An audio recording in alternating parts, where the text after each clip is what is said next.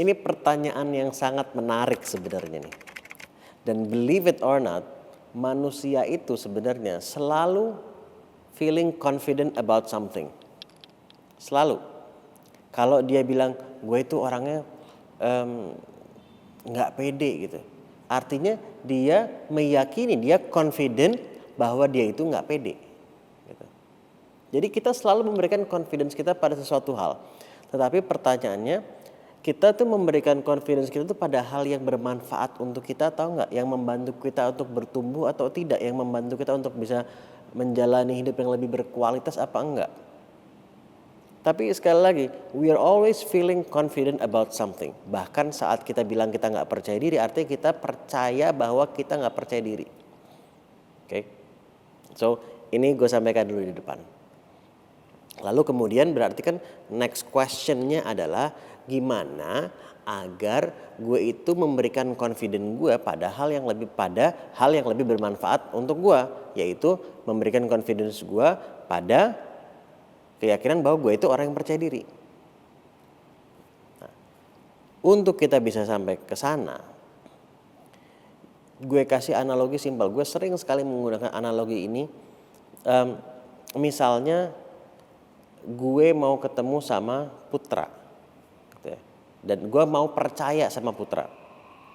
Gue ingin gue itu bisa percaya sama Putra. What do I need to do? Gue perlu sering dong berinteraksi sama Putra. Semakin sering berinteraksi dan semakin berkualitas interaksi gue dengan dia. Berkualitas itu artinya jadi obrolan kita nggak cuma di permukaan, dan berkualitas itu artinya semakin gue menemukan kebaikan-kebaikannya Putra, gue akan semakin trust, gue akan semakin percaya dengan si Putra. Oke? Begitu juga dengan diri. Kalau gue mau percaya sama si diri, maka gue perlu sering meluangkan waktu berinteraksi dengan si diri. Dan interaksinya pun juga interaksi yang berkualitas. Nah, jadi interaksi dengan diri itu seperti apa?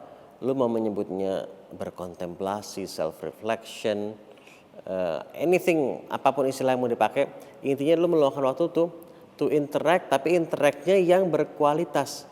Karena sebetulnya sih kita tuh selalu di kepala kita selalu berisik, selalu ada obrolan terus di kepala kita. Nah, tetapi kualitas obrolannya seperti apa? Nah, dan sebagaimana tadi kalau gue mau percaya sama Putra, gue perlu mengenal kebaikan-kebaikannya Putra dulu kan. Makanya gue perlu ngobrol. Kalau gue nggak ngobrol sama dia dan obrolannya nggak berkualitas, bagaimana gue bisa mengenal kebaikan-kebaikannya Putra dan bagaimana akhirnya gue bisa percaya sama Putra. Nah, kalau mau percaya sama diri, seringlah ngobrol yang berkualitas dengan diri, sehingga lo bisa mengenal kebaikan-kebaikan yang sebetulnya ada dalam si diri ini. Jadi kalau ada seseorang yang sampai bilang, kayaknya nggak ada kebaikan dalam diri gue, gimana gue mau percaya diri, nggak ada kebaikan dalam diri gue. Kalau ada orang yang ngomong kayak gitu, artinya dia belum mengenal aja. Dia belum berinteraksi dengan kualitas yang bagus, sehingga dia belum bisa mengidentifikasi kebaikan-kebaikan yang sebetulnya ada dalam diri dia.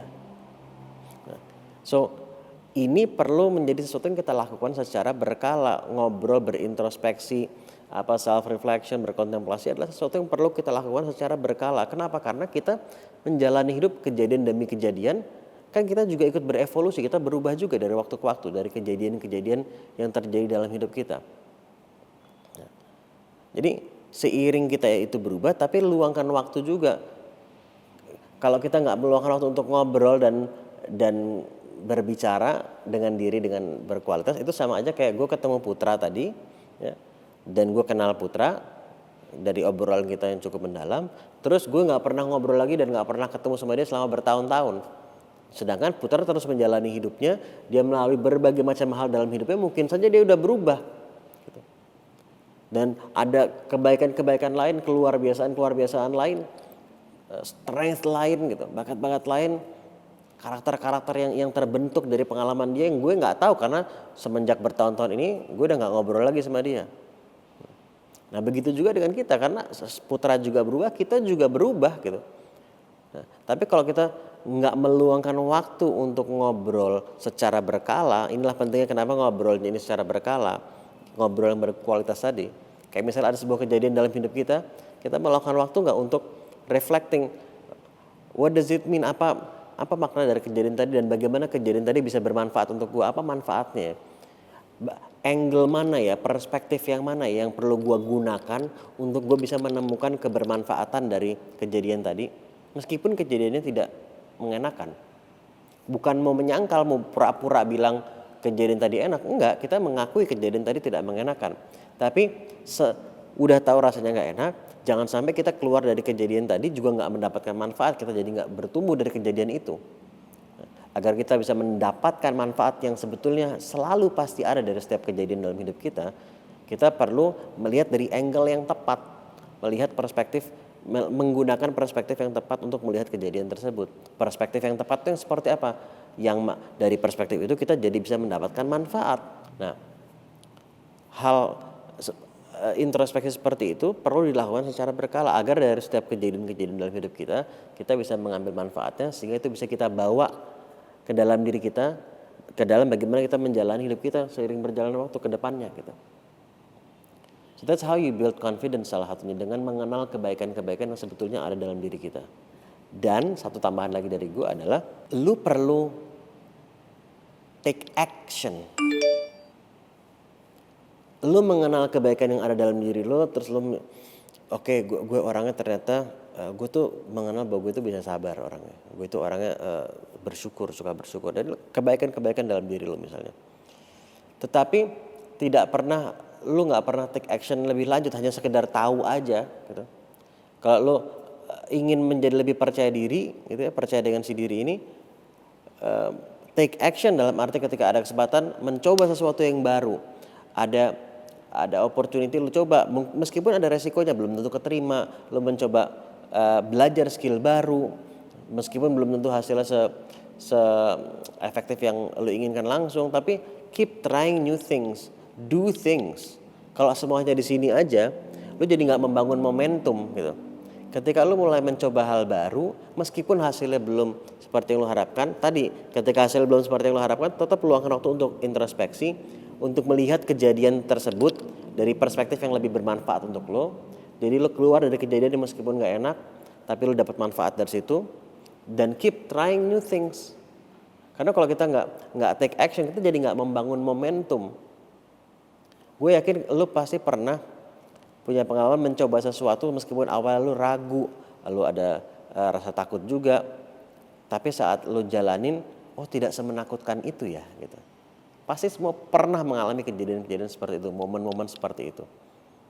Kalau kita nggak pernah akhirnya take action, nggak mau tetap jalan gitu ya. Jadi yang namanya berani itu bukannya artinya nggak takut. Manusia itu pasti punya rasa takut. Orang suka bilang jangan takut. Nggak bisa, kita manusia, kita punya rasa takut. Dan rasa takut itu sampai level tertentu kadang ada manfaatnya juga. Tapi jangan sampai kita yang dikendalikan oleh rasa takut. Kita yang mengelolanya dengan baik. Itu yang lebih tepat gitu. Tapi rasa takut ada manfaatnya. Jadi kalau orang bilang nggak boleh takut, jangan takut. No, berani itu bukan nggak takut. Berani itu adalah merasakan rasa takutnya, tapi tetap dijalani apa yang perlu dijalani. Ibaratnya kalau ini rasa takutnya segini, kalau rasa beraninya cuma segini, akhirnya dia nggak take action. Nah, yang namanya berani bukan ininya rasa takutnya hilang, tapi ininya naik. Nah, so you feel the fear but you do it anyway. Lo merasakan rasa takutnya tapi tetap perlu jalani apa yang perlu dijalani. Itu namanya berani. Nah, ketika lo mulai memberanikan diri dan kemudian mencoba sesuatu yang baru ya. Meskipun lo ada keraguan, tentunya dengan perhitungan, tapi juga take action dulu. Karena kalau nggak take action kita nggak akan pernah tahu. Dan dari kita mulai take action, oh ternyata nggak semenakutkan yang gue bayangkan ya. Atau bahkan jika ternyata gue tetap nggak berhasil, tadi angle yang mana yang lu pakai untuk melihat situasinya. Oke, yes ternyata bahkan lebih mengerikan lebih menakutkan dari yang gue bayangkan. Ternyata pertanyaan-pertanyaan yang gue dicecar sama pertanyaan-pertanyaan yang gue nggak sangka-sangka sama sekali dan gue panik tadi gitu. Oke, apa pembelajarannya? Kalau lu cuma berhenti, gue panik tadi, cuma berhenti di situ, akhirnya lu nggak dapat manfaat dari kejadian tadi. Tapi kalau lu pause dulu, oke, yes kejadian tadi emang gak enak dan gue merasa panik, gue dicecer dan ini seterusnya. Oke, itu dari satu angle. Angle apa lagi, bagaimana perspektif yang mana yang dimana gue bisa melihat situasi tadi dan membawa kebermanfaatan, membawa hikmahnya lah bahasa gampangnya dari momen tersebut, dari kejadian tadi. Oke, mungkin artinya gue kurang mempersiapkan diri. Atau mungkin gue menggunakan sumber-sumber yang kurang tepat, atau persiapan gue masih setengah-setengah aja gitu. Sehingga wajar dong. Terus kemudian angle apa lagi? Wajar kalau misalnya lu masih merasa dicecar tadi karena lu memang persiapannya kurang. Jadi manfaatnya apa? Next time gue perlu lebih prepare dengan lebih baik. Terus apa lagi? Gue dapat insight, ada pertanyaan-pertanyaan yang gue nggak kepikir sebelumnya. Yes, tadi gue jadi panik, tapi gue jadi punya insight, ada pertanyaan-pertanyaan yang tadinya gue nggak kepikiran, yang ini bisa bermanfaat ke depannya. Nah, jadi hal-hal seperti ini itu adalah bagaimana kita memutuskan mau memilih melihat situasi tersebut dari angle yang mana. Angle yang mana yang akan lebih bermanfaat untuk kita. Dari situ kita ambil kebermanfaatannya kita bawa untuk kita menjalani hidup kita ke depannya. That's how you build momentum. Jadi meskipun ada kejadian gak enak, tidak harus dampaknya itu membuat confidence kita jadi drop. Kalau kalian perhatikan, kalian pasti pernah melihat orang-orang yang meskipun ada kejadian-kejadian yang gak mengenakan, kegagalan lah, kekecewaan lah, apapun itu, tapi itu justru membuat dia lebih semangat. Ada kan orang-orang seperti itu? Mungkin jumlahnya lebih sedikit dibandingkan orang yang kemudian akhirnya menyerah. Yes, betul.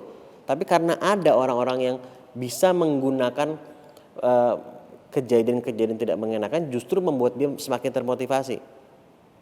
Kenapa kok ada orang yang bisa, ada orang yang menjadi termotivasi, ada orang yang justru semakin menyerah. Orang yang menjadi semakin termotivasi itu karena dia melihat apa sih manfaatnya dari kejadian tadi. Bagaimana gue bisa memanfaatkan kejadian tadi meskipun gak enak. Dan karena dia punya goals yang jelas apa yang ingin dia capai, dan dia clear kenapa itu penting untuk mencapai goals itu, sehingga meskipun ada kejadian tidak mengenakan, dia berpikirnya, oke, bagaimana gue bisa memanfaatkan apa yang bisa gue pelajari dari kejadian tadi untuk gue bisa mencapai apa yang ingin gue capai. Karena dia juga clear sama apa yang ingin dia capai. So, be clear with what you want to achieve, ya.